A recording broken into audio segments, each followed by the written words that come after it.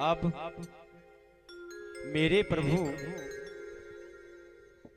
मेरे प्रभु जब से गोकुल से गए हैं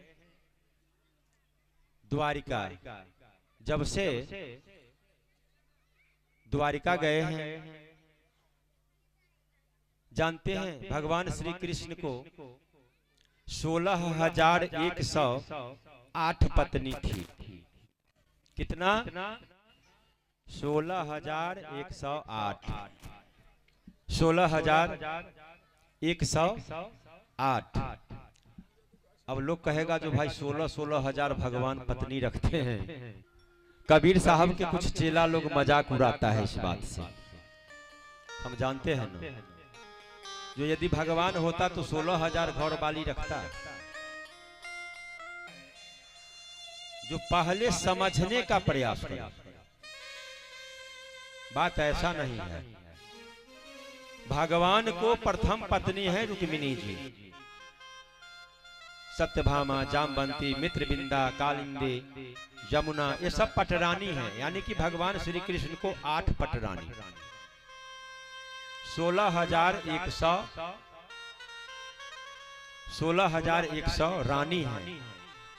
अच्छा, 16,000 रानी कहां से चली आई? यहीं पर झगड़ा फरिया जाता है। भौमासुर के कैद में, भौमासुर ऐसा राक्षस था जो 16,000 कन्या को अपने कैद में रखकर और जीवन कैद में गुजारना पड़ता था। वो सभी कन्याओं को, सभी कन्या भगवान से दिन रात मनाती है जो हे प्रभु आप कोई उपाय लगाओ, हे घट घटवासी आप मुझे बाहर निकालो ये कंस, ये भौमासुर के कारागार से। प्रभु जब द्वारिका गए तो द्वारिका में जब प्रभु को पुकार की है ये कुमारी कन्या 16,100, तो भगवान ने वहां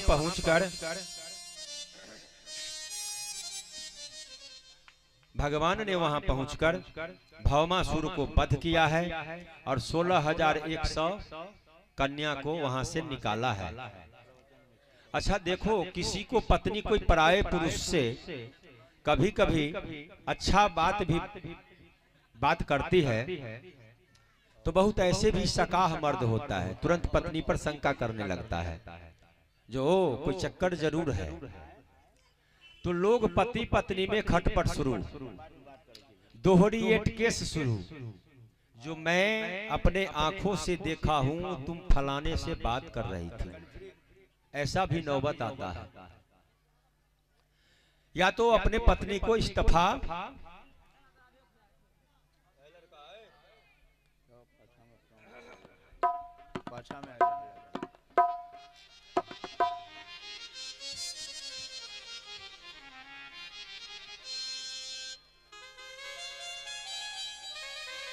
अब बताइए 16,000 कन्या जब भौमासुर के कैद से बाहर निकलती है तब वो बेचारी जाए कहां? जब लोग कोई अच्छा बात भी, किसी की पत्नी, किसी की पत्नी, किसी का पति यदि कोई बात करता है कहीं तो लोग कहता है कुछ चक्कर चल रहा है, संबंध छूट जाता है। और ये 16,100 भौमासुर के कैद से निकली है, बताओ कौन विवाह करेगा उससे? हर व्यक्ति यही कहेगा जो तुम इतना दिनों पर भौमासुर के कैद में थी, पता नहीं तुम्हारी सत बची है कि नहीं। तो कुमारी कन्या कहती है सो हे प्रभु, हे पतित के पावन करने वाले परमेश्वर, अब मैं कहां जाऊं? आप मेरे शरण लगा लो हे स्वामी, आप मेरे शरण लगा लो। आज से माता पिता भाई बंधु पति सब आप ही हो। देखो भगवान भगवान किसको गले लगाए हैं जानते हैं? जो भगवान के दरबार में जाकर बिलख बिलख कर रोता है, भगवान उसे गले लगा लेते हैं। भगवान को जो भाव से पुकार किया है उसको गले लगाए हैं भगवान। तो 16,100 कन्या से मेरे प्रभु ने विवाह किया है। और समाज में हम देखते हैं दंड देना तो सब जानता है, पर क्षमा करना कोई कोई जानता है, सब नहीं जानता। और हमारे यहाँ पर जितने भी पंच बाबू लोग बैठे हुए हैं जो पंचायती ज्यादा करते हैं, एक बार जरूर आज सीख लीजिए। कोई कसूरी व्यक्ति चाहे 50,000 जुर्माना लाके क्यों न हो, यदि आपके पैर पकड़कर रोने लगे जो आज दिन से मैं ऐसा गलती नहीं करूंगा, आप मुझे क्षमा कर दो, ऐसे ऐसे परिस्थिति में क्षमा कर देने में ही अच्छा होता है। ऐसे व्यक्ति को आर्थिक दंड नहीं देनी चाहिए। आज मेरे प्रभु सबों को गले लगाए हैं।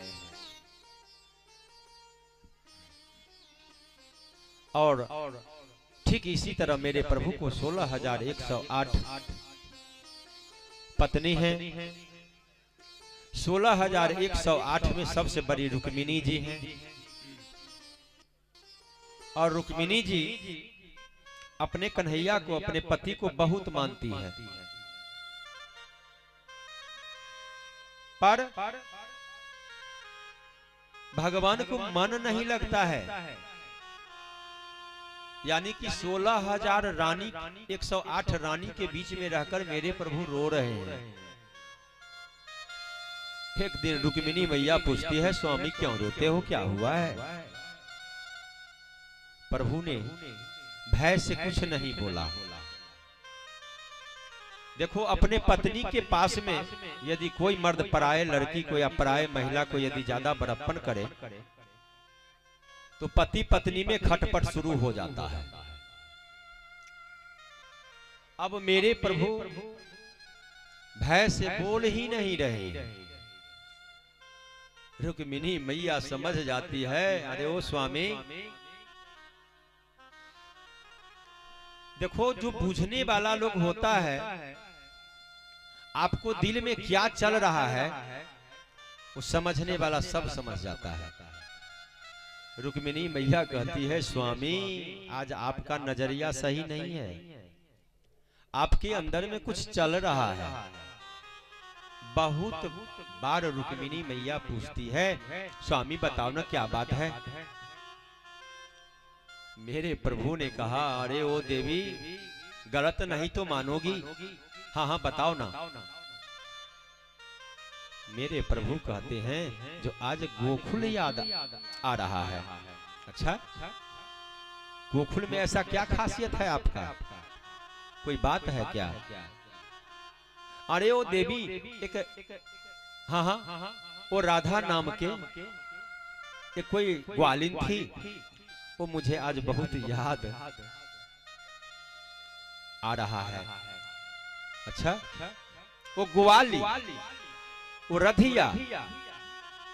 स्वामी जी हम सब समझ गए, जाइए जाइए जाइए, आप वही रधिया के पास में चले जाइए, वहीं जाइएगा तो आपका बीमारी ठीक हो जाएगा। मेरे प्रभु तो मन ही मन सोचने लगे, जो हे भगवान बता नहीं रहा था और जब बता भी दिया तो और अब मामला बिगड़ गया। मेरे प्रभु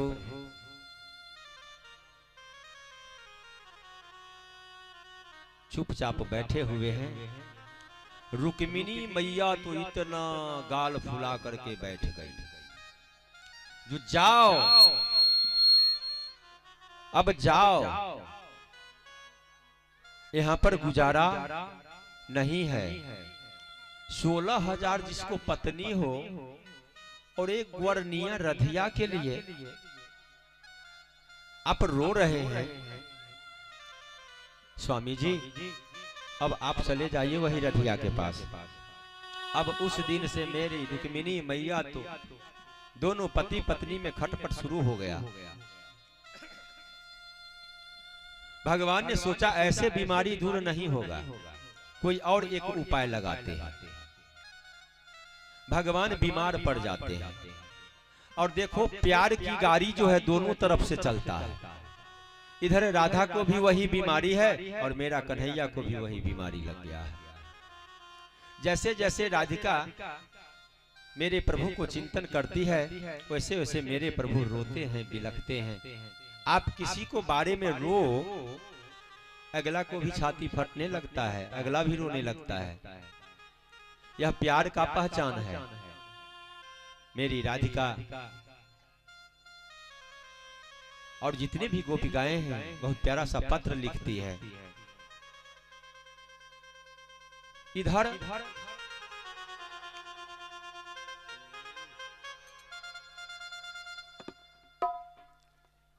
इधर फिर क्या हुआ, मेरे प्रभु बीमार पड़ गए।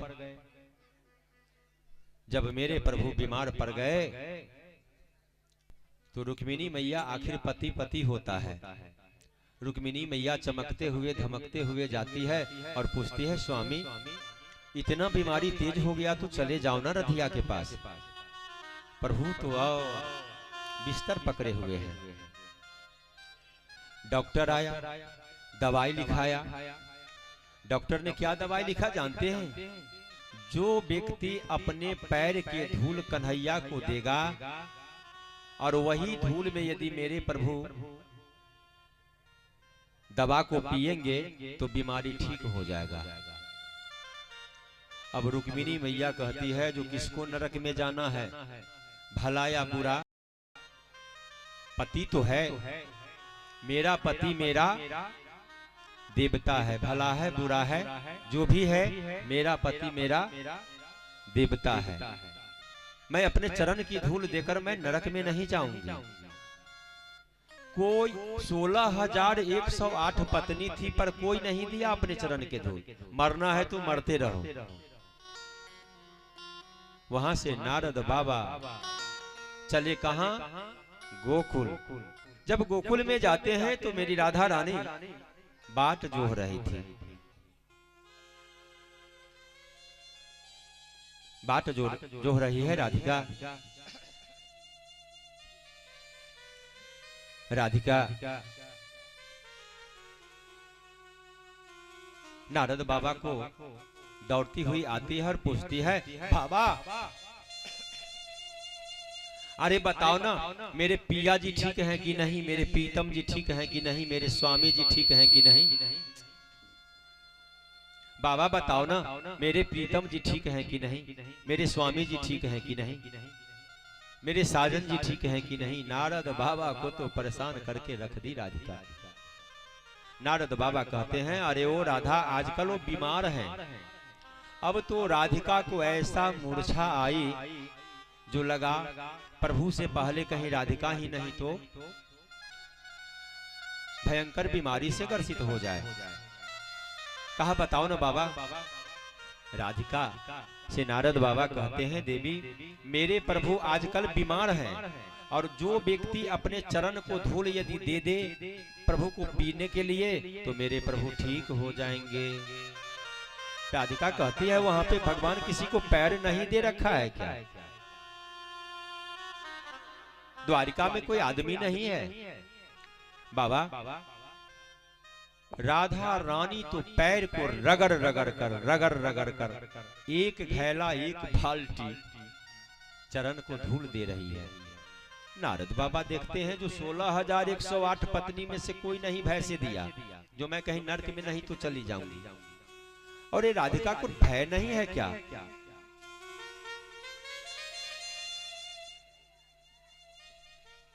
देखो अभी का प्रीतम प्यार करने वाला कहता है तुम्हारे लिए मैं चांद तारों को तोड़कर ला दूंगा।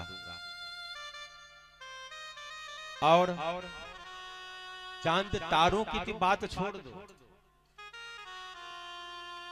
यहाँ का भी जो तारा है टूट नहीं सकता। हवस का प्यार होता है, अभी शरीर से संपर्क करो, मन भर गया, प्यार टूट गया। शीशे का था दिल मेरा, पत्थर का जमाना, हाँ दिल टूट गया। शीशे का था दिल मेरा, पत्थर का जमाना था, दिल टूट गया। प्यारे सज्जनों,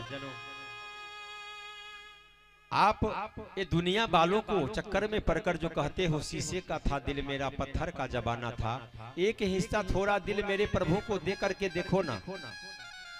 एक बार जब मेरा प्रभु गले लगा लेते हैं तो मेरे प्रभु फिर कभी किसी को धोखा नहीं देते, किसी को दिल तोड़ते नहीं। पर दुनिया वालों से प्यार जो करता है वो यही कहता है जो दिल टूट गया।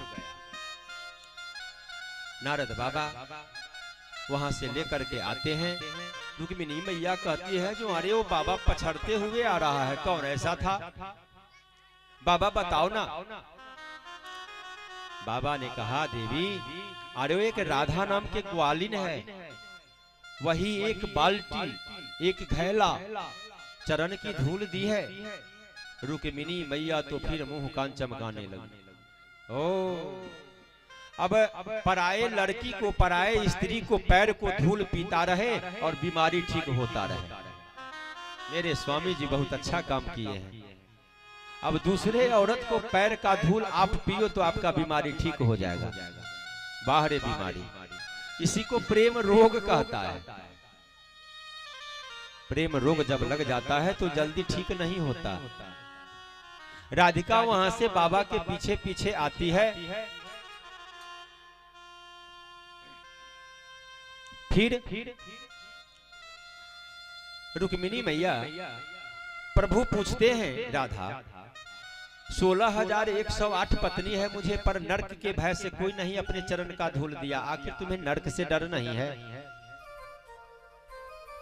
देखो पहले कोई गाने वाला गाया था, सुख के सब साथी दुख में न कोई, मेरे राम तेरा नाम एक साचा।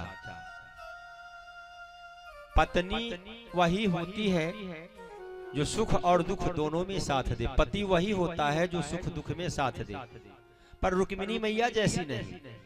ये 16,000 पत्नी तो थी, पर नरक में जाने से भयभीत होकर अपने पति को जिंदा करने के लिए चरण की धूल नहीं दी।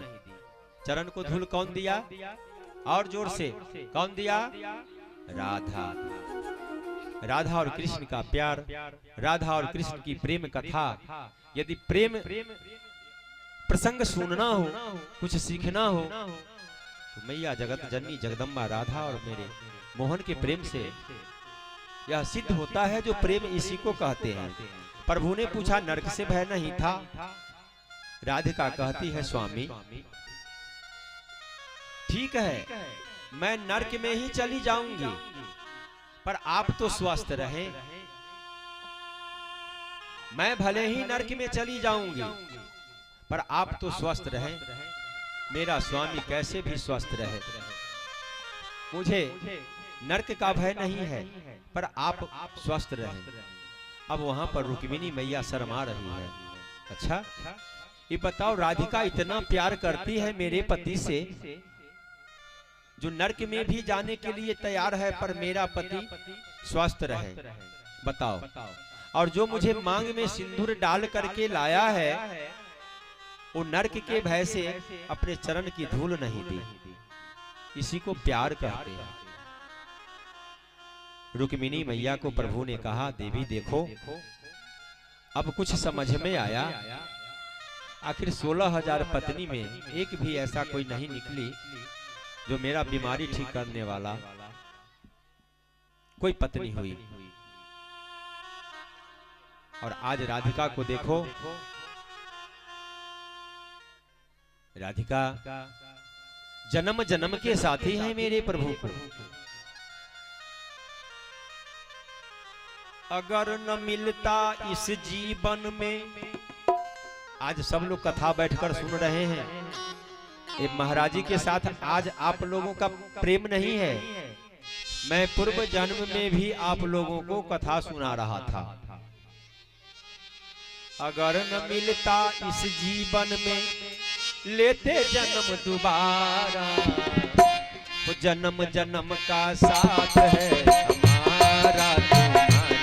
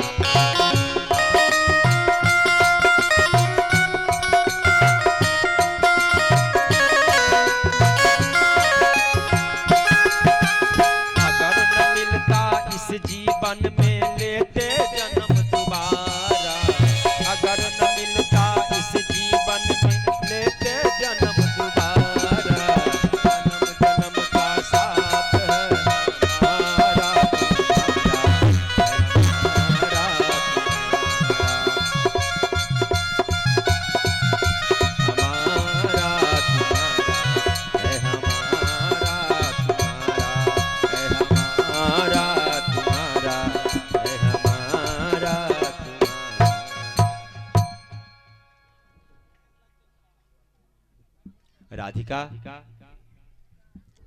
जन्मों के प्रीतम है, मेरे प्रभु को प्रिया है। तो प्रेम के पाठ पढ़ना हो तो राधिका से सीखें और मेरे मोहन भगवान से सीखें।